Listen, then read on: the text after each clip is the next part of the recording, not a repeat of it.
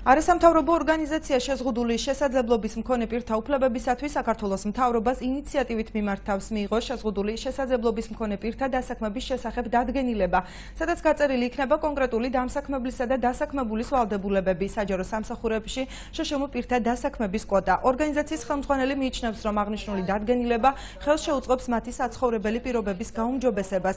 დღესვე ორგანიზაციის წარმომადგენლებმა კიდევ ერთი ინიციატივა წამოაყენეს. ისინი მთავრობას მოუწოდებენ არ დაიბეგროს იმ შეშემო პირთა ხელფასი, რომელთა თვიური შემოსავალი 1000 ლარს შეადგენს. აღნიშნული ინიციატივების გატარების მოთხოვნით არასამთავრობო ორგანიზაცია პრემიერ-მინისტრისათვის წერილობითი სახით მიმართვასაც გეგმავს.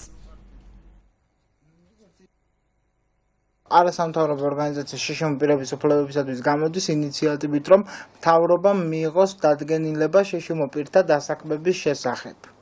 ეს იგივე ანალოგიურია, როგორც იყო ადაპტირებული გარემოს შესახებ და აქ გაიწეროს დამსაქმებლის ვალდებულებაც, ვადებიც, გაიწეროს დასაქმებულის შრომითი პირობები და ყველა ის მინიმალური დეტალი, რაც შეიძლება რომ ამ დასაქმებისთვის მნიშვნელოვანი იყოს. ჩვენი ორგანიზაცია მიიჩნევს, რომ კარგი იქნება თუ კი არ დაიბეგრება იმ შეშემო პირთა ხელფასი, რომელთა წლიური შემოსავალი 1000 ლარს შეადგენს.